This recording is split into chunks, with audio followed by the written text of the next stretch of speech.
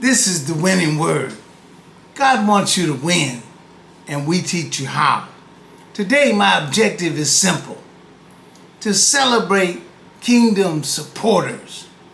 In spite of the persecution against giving, Proverbs says concerning wisdom, riches and honor are with me, enduring wealth and righteousness. My fruit is better than gold, and my increase is better than silver.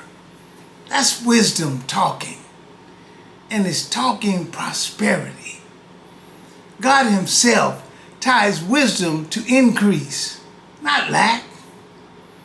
But why is it that every time money and the church are talked about, critics line up to attack? Nobody complains when Apple makes billions. Nobody protests when Amazon dominates global markets. Nobody cries foul when Tesla shakes entire industries. But let a church receive an offering, a pastor buy a car, or build a building, or buy property, and suddenly the world points fingers. Why?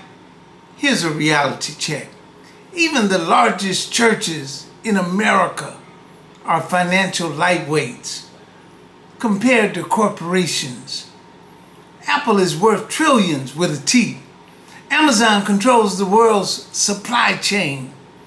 Tesla disrupted an entire industry.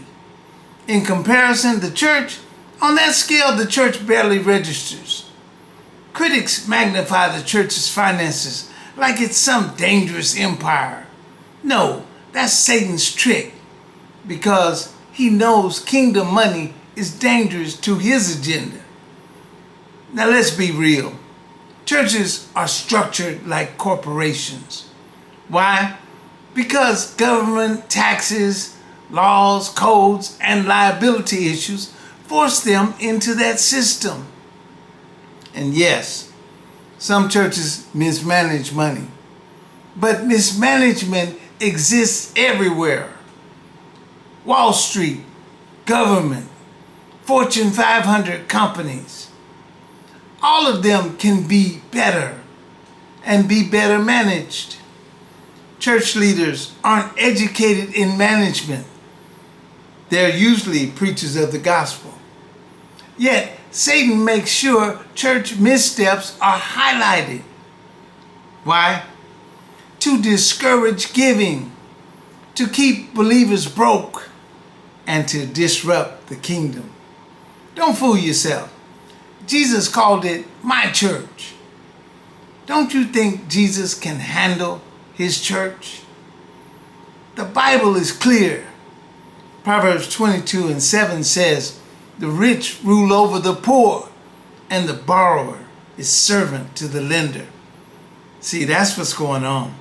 God never intended his church to be enslaved to the world, to worldly lenders and banks.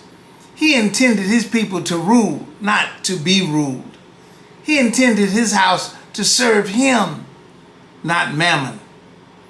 I see you being the head and not the tail. And let's be honest, Apple isn't attacking the church. Microsoft isn't attacking the church. In fact, many corporations donate millions to charitable causes. The loudest attacks come from broke, rebellious, unchurched voices.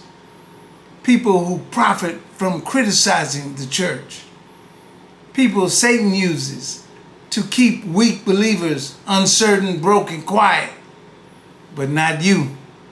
Not today. I want to speak to the faithful, those who give, those who honor God with their resources. Don't you dare apologize for being a kingdom giver. Your giving is between you and God, not between you and critics, not between you and some bitter voice online. I give faithfully. I give cheerfully. And I refuse to let broke reprobates dictate how I steward what God has blessed me with. Because when money moves into the kingdom, it stops serving Satan's agenda and starts fueling God's mission. So hear me. Don't apologize. Don't back down. Don't be ashamed. Giving is honorable. Giving is profitable. And giving is godly. The word says, give, and it shall be given unto you. The word says, honor the Lord with your substance. So shall your barns be filled with plenty. The word says, the liberal soul shall be made fat. I see God bringing you into a wealthy place. Please like, subscribe, and comment. It's a sin not to win.